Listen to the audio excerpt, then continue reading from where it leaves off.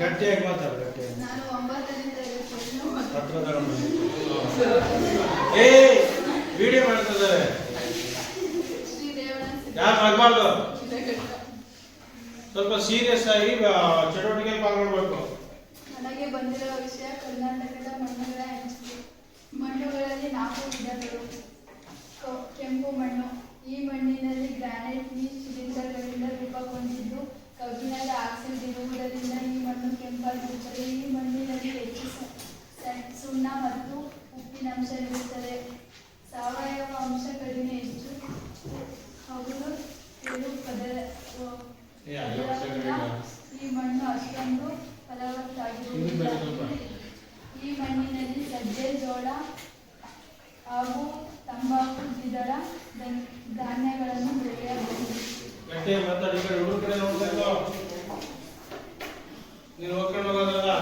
ಕಪ್ಪು ಮಣ್ಣು. ಇದು ಬಸಾಲ್ಟ್ ಶಿಲೆಯ ಇದರಲ್ಲಿ ಹೆಚ್ಚು ಮೆಗ್ನೀಷಿಯಂ, ಅಲ್ಯೂಮಿನಿಯಂ ಮತ್ತು ಕಬ್ಬಿಣದ ಆಕ್ಸೈಡ್ಗಳು ಇರುತ್ತವೆ. ಹೀಗಾಗಿ ಇದರ ಬಣ್ಣ ಕೆಂಪು. ಇದನ್ನು ಎರೆಮಣ್ಣು ಅಥವಾ ಕಪ್ಪು ಹತ್ತಿ ಮಣ್ಣು ಎಂದು ಕರೆಯುತ್ತಾರೆ. ಈ ಮಣ್ಣಿನಲ್ಲಿ ಹತ್ತಿ, ಜೋಳ, ಸೂರ್ಯಕಾಂತಿ ಮುಂತಾದ ಬೆಳೆಗಳನ್ನು ಬೆಳೆಯುತ್ತಾರೆ. ಜಂಬಟ್ಟಿಯ ಮಣ್ಣು. ಅಧಿಕ ಉಷ್ಣಾಂಶ ಮತ್ತು ಅಧಿಕ ವೇಳೆ ಮಳೆ ಬೀಳುವ ಭಾಗಗಳಲ್ಲಿ ಈ ವಿಧದ ಮಣ್ಣು ಕಡಿಮೆ ಬರುತ್ತದೆ. ನೀರಿನಲ್ಲಿ ಕರಗುವ ಸುಣ್ಣ ಮತ್ತು ಸಿಲಿಕೇಟ್ಗಳನ್ನು ಮಳೆ ನೀರಿನಲ್ಲಿ ಕರಗಿ ತಳದ ಮಣ್ಣಿನ ಸಾಗಿಸಲ್ಪಡುತ್ತವೆ. ಈ ಮಣ್ಣಿನಲ್ಲಿ ಗೋಡಂಬಿ, ಕಾಫಿ, ಚಹಾ, ಏಲಕ್ಕಿ, ಮೆಣಸು, ರಬ್ಬರ್, ತೆಂಗು ಮುಂತಾದ ಬೆಳೆಗಳನ್ನು ಬೆಳೆಯುತ್ತಾರೆ. ಈ ಮಣ್ಣು ಹೆಚ್ಚಾಗಿ ಉತ್ತರ ಕನ್ನಡ, ಉಡುಪಿ, ದಕ್ಷಿಣ ಕನ್ನಡ, ಕೊಡಗು, ಚಿಕ್ಕಮಗಳೂರು, ಶಿವಮೊಗ್ಗ ಮುಂತಾದ ಜಿಲ್ಲೆಗಳಲ್ಲಿ ಹೆಚ್ಚಾಗಿ ಬೆಳೆಯುತ್ತಾರೆ. ಕರಾವಳಿ ಮೆಕ್ಕಲು ಮಣ್ಣು. ನದಿ, ಸಮುದ್ರದ ಅಲೆಗಳಿಂದ ಸಾಗಿಸಲ್ಪಟ್ಟ ಮಣ್ಣು ಸಮುದ್ರ ತೀರಗಳಲ್ಲಿ ಸಂಗ್ರಹವಾಗಿದ್ದು ನಿರ್ಮಾಣವಾಗಿರುತ್ತದೆ. ಹೀಗಾಗಿ ರಾಜ್ಯದ ಕರಾವಳಿ ಜಿಲ್ಲೆಗಳು ಈ ಮಣ್ಣು ಕಂಡುಬರುತ್ತದೆ. ಈ ಮಣ್ಣಿನಲ್ಲಿ ಭತ್ತ, ಗೋಡಂಬಿ, ತೆಂಗು, ಅಡಿಕೆ, ಬಾಳೆ ಮುಂತಾದ ಬೆಳೆಗಳನ್ನು ಬೆಳೆಯುತ್ತಾರೆ. ಮಣ್ಣಿನ ಪ್ರಕಾರಗಳನ್ನು ತೋರಿಸಿ ನಕ್ಷೆ ತೋರಿಸ್ಬೇಕು. ಚಟುವಟಿಕೆ ಏನು? ಕರ್ನಾಟಕ ರಾಜ್ಯ ನಕ್ಷೆಯ ಮೂಲಕ ಸ್ಥಳಗಳನ್ನ ಪರಿಚಯಿಸುವಿಕೆ ಏನು ಅಂತ. ಕಪ್ಪು ಮಣ್ಣು ಎಲ್ಲೆಲ್ಲಿ ಹರಡಿದೆ ಅದು ತೋರಿಸ್ಬೇಕು. ಕೆಂಪು ಮಣ್ಣು ಎಲ್ಲಿದೆ, ಜಂಬಿಟ್ಟಿಗೆ ಮಣ್ಣು ಯಾವ್ಯಾವ ಪ್ರದೇಶದಲ್ಲಿ ಕಂಡು ಬರುತ್ತೆ.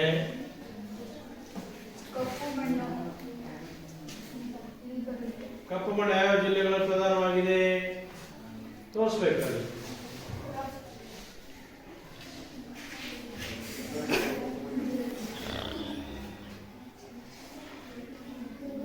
ಉತ್ತರ ಕರ್ನಾಟಕದ ಬಹುತೇಕ ಜಿಲ್ಲೆಗಳಲ್ಲಿ ಇದೆ.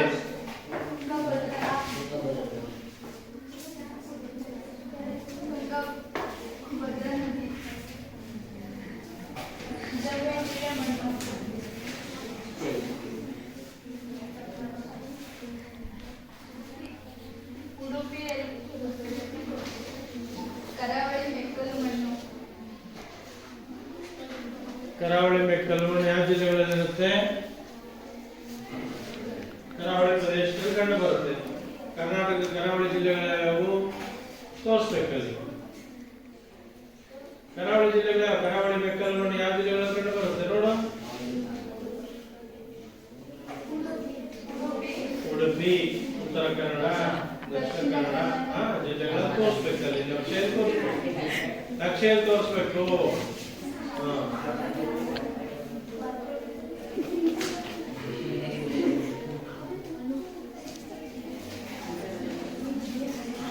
ಆಯ್ತಾ? ಸರಿ, ಒಂದನೇ ಇನ್ನೊಂದು ಕೇಳ್ಬೋದು.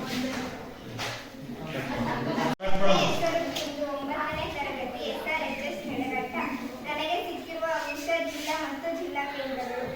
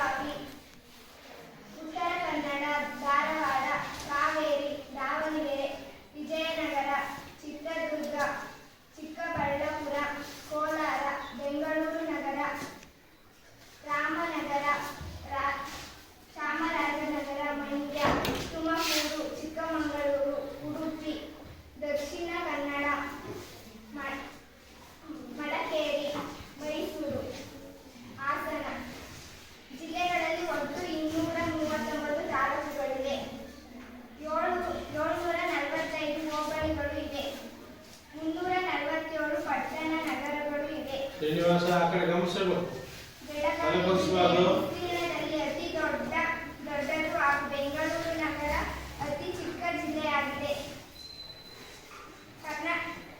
ಕರ್ನಾಟಕವು 4 ವಿಭಾಗಗಳಾಗಿ ವಿಂಗಡಿಸಲಾಗಿದೆ. ಅವುಗಳೆಂದರೆ ಬೆಂಗಳೂರು, ಮೈಸೂರು, ಬೆಳಗಾವಿ ಮತ್ತು ಕಲಬುರಗಿ ವಿಭಾಗಗಳಾಗಿವೆ. ಬೆಂಗಳೂರು, ಮೈಸೂರು, ಬೆಳಗಾವಿ, ಕಲಬುರಗಿ. ನಮ್ಮ ನೆರೆಹೊರೆ ರಾಜ್ಯಗಳು ಮಹಾರಾಷ್ಟ್ರ, ಗೋವಾ, ಮಂಗಳೂರು, ಮಂಗಳೂರು ರಾಜ್ಯ ಅಲ್ಲ, ನಮ್ಮ ಜಿಲ್ಲೆ ಕೇರಳ. ಕೇರಳ, ತಮಿಳುನಾಡು. ಆ ಜಿಲ್ಲೆಗಳನ್ನು ಓದು ಒಂದೊಂದಾಗಿ.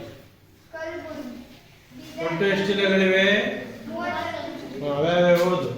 ಬೀದರ್, ಕಲಬುರಗಿ, ಯಾದಗಿರಿ, ವಿಜಯಪುರ, ರಾಯಚೂರು, ಬಾಗಲಕೋಟೆ, ಬೆಳಗಾವಿ, ಧಾರವಾಡ, ಗದಗ, ಕೊಪ್ಪಳ, ಬಳ್ಳಾರಿ, ವಿಜಯನಗರ, ಕಾವೇರಿ, ಉತ್ತರ ಕನ್ನಡ, ಶಿವಮೊಗ್ಗ, ದಾವಣಗೆರೆ, ಚಿತ್ರದುರ್ಗ, ಚಿಕ್ಕಬಳ್ಳಾಪುರ, ಬೆಂಗಳೂರು ಗ್ರಾಮಾಂತರ, ಕೋಲಾರ, ಬೆಂಗಳೂರು ನಗರ, ರಾಮನಗರ, ಚಾಮರಾಜನಗರ, ಮೈಸೂರು, ಮಂಡ್ಯ, ಕೊಡಗು, ದಕ್ಷಿಣ ಕನ್ನಡ, ಹಾಸನ, ಚಿಕ್ಕಮಗಳೂರು, ಉಡುಪಿ, ತುಮಕೂರು. ಮುಗೀತಾ? 5 ನಿಮಿಷ ಮಾಡ್ಬೇಕು, 3 ನಿಮಿಷಕ್ಕೆ ಮುಗಿದ ಆಮೇಲೆ ಮಾತಾಡ್ಬೇಕು. ಜೋರಾಗಿ ಓಡಬಾರ್ದು. ನೆಕ್ಸ್ಟ್ ಆಕ್ಟಿವಿಟಿಗೆ ಆದಷ್ಟು ನಿಧಾನಕ್ಕೆ ಮಾತಾಡಬೇಕು. ಎಲ್ಲರಿಗೂ ಥ್ಯಾಂಕ್ಸ್ ಹೇಳಿ. ಧನ್ಯವಾದಗಳು.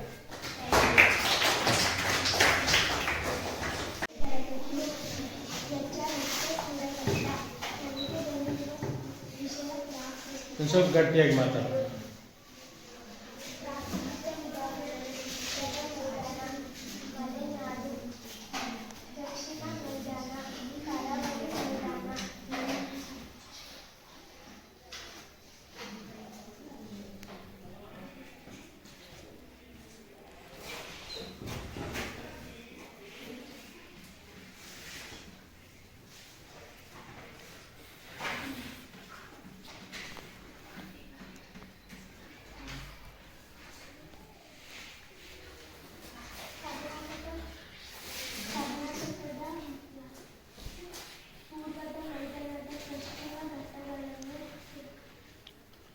ವಾಯ್ಸ್ ಗಟ್ಟಿಯಾಗಿ ಬರಬೇಕು.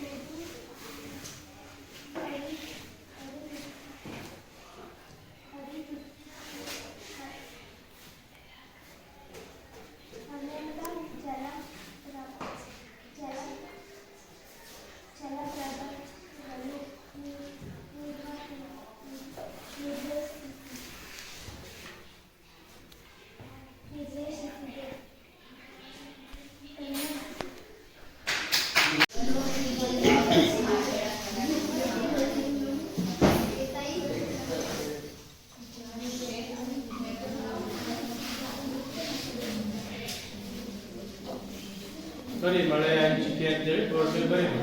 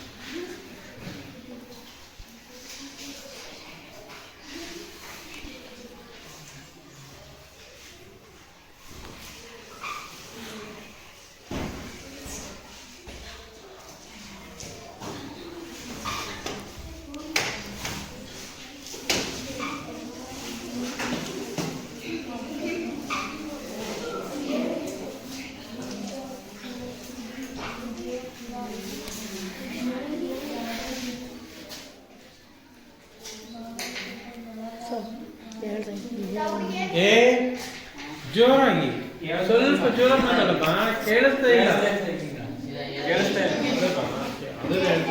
ಸ್ವಲ್ಪ ಗಟ್ಟಿಯಾಗಿ ಮಾತಾಡಮ್ಮ, ಗಟ್ಟಿಯಾಗಿ ಹೇಳು. ಏಯ್ ಹುಡುಗರು ಮಾತಾಡಬಾರ್ದಪ್ಪ, ಸೈಡಿಗೆ ನಿಂತ್ಕೊಂಡು ಗಟ್ಟಿಯಾಗಿ ಮಾತಾಡ್ಬೇಕು.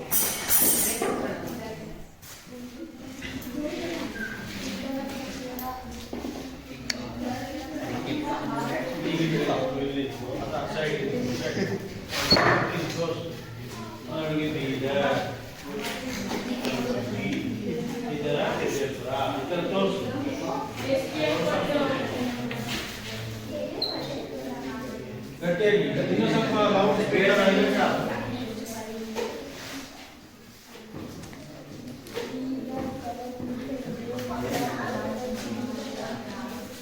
ಸ್ಟೇಜ್ ಫಿಯರ್ ಹೋಗ್ಲಿ ಅಂತ ನಾವು ಸ್ವಲ್ಪ ಗಟ್ಟಿಯಾಗಿ ಮಾತಾಡಿದ್ರೆ ಇಲ್ಲಿರೋ ಬೇರೆಯವರಲ್ಲ, ನಿಮ್ಮ ಫ್ರೆಂಡ್ಸು ಧಾರಾಳವಾಗಿ ಧೈರ್ಯವಾಗಿ ಮಾತಾಡಿ.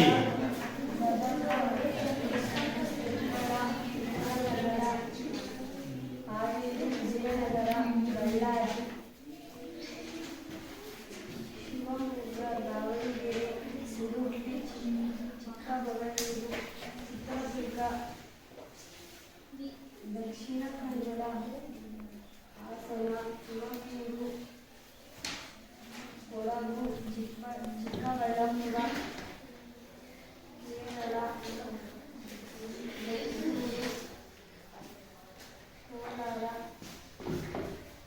ಮಂಡ್ಯ, ಬೆಂಗಳೂರು,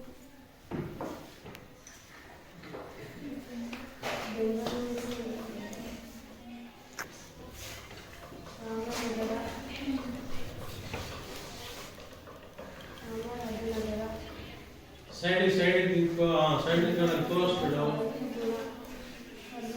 ನಿಮ್ಮ ಫ್ರೆಂಡ್ಸಿಗೆ ಕಾಣ್ಬೇಕಲ್ಲ, ನೀನು ಅಡ್ಡ ಆಗ್ತೀಯ. ಹಂಗೆ ಸೈಡ್ ನಿಂತ್ಕೊಂಡು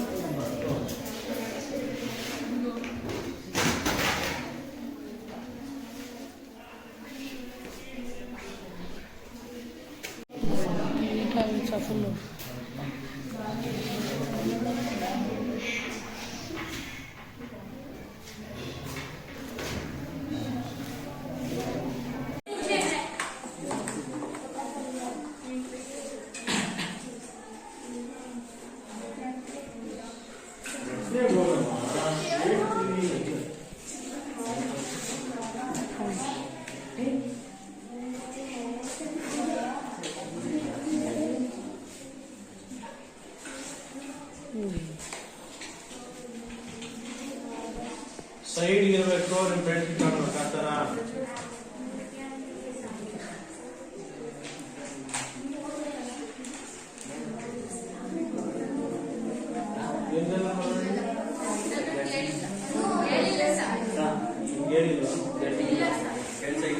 ತಾಯಿ ಜೋರಾಗಿ ಹೇಳವ.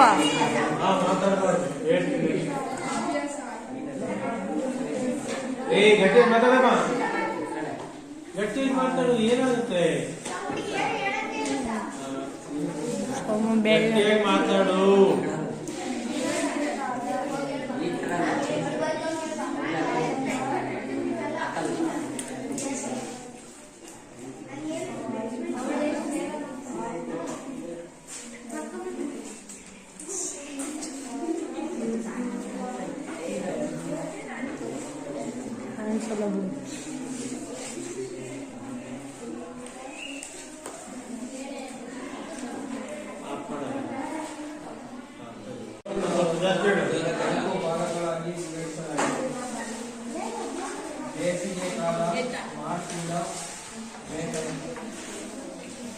ಬೇಸಿಗೆಯ ಮಾನ್ಸೂನ್ ಮಾರುತ ಕಾಲ ಅಥವಾ ಮುಂಗಾರು ಮಳೆಗಾಲ ಜೂನ್ನಿಂದ ಸೆಪ್ಟೆಂಬರ್ವರೆಗೆ.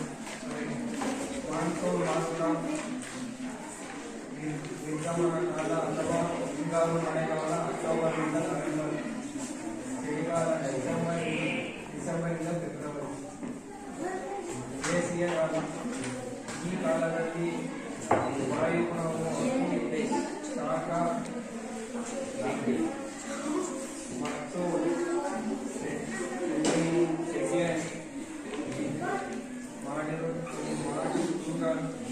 ನಂತರ ರಾಜ್ಯಾದ್ಯಂತ ಉಷ್ಣಾಂಶವು ಏಕಪ್ರಕಾರವಾಗಿ ಹೆಚ್ಚಾಗುತ್ತಾ ಮೇಘನ ಮೇ ತಿಂಗಳುಗಳಲ್ಲಿ ಅದು ಗರಿಷ್ಠ ಮಟ್ಟವನ್ನು ತಲುಪುವುದು. ಇದನ್ನು ನೈಋತ್ಯ ಮಾನ್ಸೂನ್ ಮಾರುತ ಕಾಲ ಎಂತಲೂ ಕರೆಯುತ್ತಾರೆ. ಅರಬ್ಬಿ ಸಮುದ್ರದ ಮೇಲಿನಿಂದ ಬೀಸುವ ತೇವಾಂಶದಿಂದ ಮಾರುತಗಳು ಪಶ್ಚಿಮ ಘಟ್ಟಗಳು ಕಡೆದು ಅಧಿಕ ಮಳೆ ಬೀಸುತ್ತದೆ. ಪಶ್ಚಿಮ ಘಟ್ಟಗಳ ಪೂರ್ವದ ಕಡೆಗೆ ಓಣಂತೆಲ್ಲ ಮಳೆಯ ಪ್ರಮಾಣ ಕಡಿಮೆಯಾಗುತ್ತದೆ. ಮಾನ್ಸೂನ್ ಮಾರುತ ನಿರ್ಗಮನ ಕಾಲ ಅಥವಾ ಮುಂಗಾರು ಮಳೆಗಾಲ ಇದನ್ನು ಈಶಾನ್ಯ ಮಾರುತ ಕಾಲ ಎಂದೂ ಕರೆಯಲಾಗುತ್ತದೆ. ಚಳಿಗಾಲ ಈ ಕಾಲದಲ್ಲಿ ಕಡಿಮೆ ಉಷ್ಣಾಂಶ, ಕಡಿಮೆ ಆರ್ದ್ರತೆ, ಮಳೆಯ ಕಡಿಮೆ ಹಾಗೂ ತಿಳಿಯಾದ ಆಕಾಶವುಳ್ಳ ಹವಾಗುಣವಿರುತ್ತದೆ. ಮಳೆಯ ಹಂಚಿಕೆ ಮಲೆನಾಡು ಮತ್ತು ಕರಾವಳಿ ಭಾಗಗಳು ಅಧಿಕ ಮಳೆ ಪಡೆಯುವ ಪ್ರದೇಶಗಳಾಗಿವೆ.